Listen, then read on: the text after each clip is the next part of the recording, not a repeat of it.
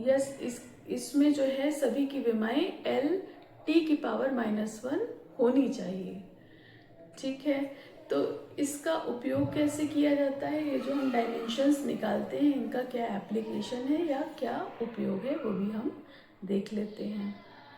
तो सबसे पहला इसका उपयोग होता है कि ये एप्लीकेशन है संबंध ज्ञात करना। जब भी हम विमाएं पढ़ते हैं या किसी भी इक्वेशन की विमा देख रहे होते हैं तो अगर उनमें क्या संबंध है इसे हम डायमेंशंस के जरिए पता लगा लेते हैं। तो इसका पहला उपयोग है संबंध ज्ञात करना। तो कैसे, विभिन्न भौतिक राशियों के बीच संबंधों को ज्ञात करने में मदद करना है। तो डायमेंशंस का क्या उपयोग है कि विभिन्न टाइप की भौतिक राशियाँ दी गई, अलग अलग टाइप की भौतिक राशियाँ जैसे मास, लेंथ, टाइम। तो इससे क्या होगा, तो इन सभी के बीच में क्या संबंध है उसे हम डायमेंशंस के थ्रू जान सकते हैं।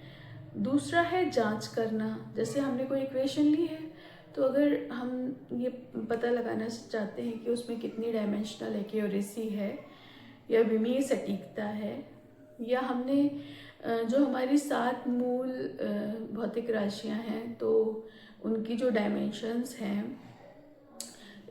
उन्हीं के द्वारा कोई अलग कोई भौतिक राशि बनाई गई है या विमाएं बनाई गई हैं, जैसे कि मान लिया डिराइव की गई है कोई इक्वेशन, तो उनकी जो विमाएं हैं उनमें कितनी एक्यूरेसी है और कितनी कंसिस्टेंसी है उसकी जांच करने के लिए हम इसका उपयोग, डायमेंशंस का उपयोग करते हैं। तो क्या है जांच करना, किसी भी व्युत्पन्न या डेराइव्ड सूत्र की विमीय सटीकता और संगति की जांच करने के लिए इसका भी हम उपयोग करते हैं। ठीक है, मान लिया कि कोई इक्वेशन है जिसे हम डेराइव कर रहे हैं या बना रहे हैं, जैसे कि हमने लंबाई ले लिया, समय ले लिया। ठीक, फिर इनके द्वारा हम एक नया सूत्र बना रहे हैं या डेराइव कर रहे हैं, तो उनमें कितनी विमीय सटीकता है, डायमेंशनल एक्यूरेसी है और उनमें कितनी कंसिस्टेंसी है, इसकी जांच करने के लिए हम डायमेंशंस का उपयोग करते हैं। तो संक्षेप में हम यह जान सकते हैं कि आपके समीकरण न केवल गणितीय रूप से बल्कि भौतिक रूप से भी सही है। तो इनका उपयोग या एप्लीकेशन यही है कि वो गणितीय रूप से और भौतिक रूप से सही हैं। ठीक है, तो अब हम एक एग्जाम्पल देखेंगे इसका, विमीय संगति का या डायमेंशनल कंसिस्टेंसी का एक एग्जाम्पल देखेंगे, उसके द्वारा हम इसे समझने का प्रयास करेंगे।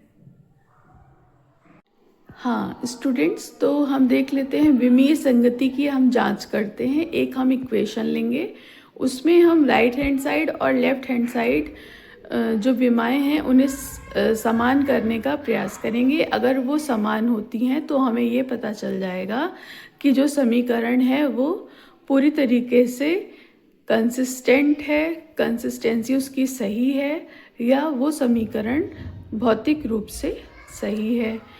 तो हम इसमें लेंगे गति के द्वितीय समीकरण की जांच करते हैं। तो गति के द्वितीय समीकरण की डायमेंशनल कंसिस्टेंसी की हम जांच करते हैं और उससे हम पता लगाएंगे कि वो समीकरण भौतिक रूप से सही है या नहीं है। तो गति के द्वितीय समीकरण को हम इस तरीके से लिखते हैं, S = ut + ½ at²। तो यहाँ पर जो S है वो विस्थापन है या डिस्प्लेसमेंट है, U प्रारंभिक वेग है या इनिशियल वेलोसिटी है, T समय या टाइम है, A त्वरण या एक्सीलरेशन है। तो जब हम इनका विश्लेषण, विमीय विश्लेषण का सिद्धांत इस पे लगाते हैं तो समीकरण के दोनों पक्षों में प्रत्येक पद की विमाएं समान होनी चाहिए। ठीक है, जब हम डायमेंशनल एनालिसिस का इस पे सिद्धांत या प्रिंसिपल लगाते हैं तो हम ये जानने की कोशिश करते हैं कि जो दोनों पक्ष जैसे कि लेफ्ट हैंड साइड और राइट हैंड साइड दोनों में विमाएं समान होनी चाहिए, तभी हम पता लगा पाएंगे कि ये भौतिक रूप से सही है या नहीं है। तो इसमें जो बायां पक्ष है या लेफ्ट हैंड साइड जो है, जिसे हम शॉर्ट फॉर्म में LHS कहते हैं, उसका जो पद है वो है S। तो S जो है वो उसकी राशि क्या है, विस्थापन, मतलब S यहाँ पर विस्थापन है। और इसकी SI इकाई क्या है, या SI यूनिट है मीटर, और इसकी विमा है या डायमेंशन है L। इसको L से हम डिनोट करते हैं। दूसरा दायां पक्ष देख लेते हैं, राइट हैंड साइड या RHS।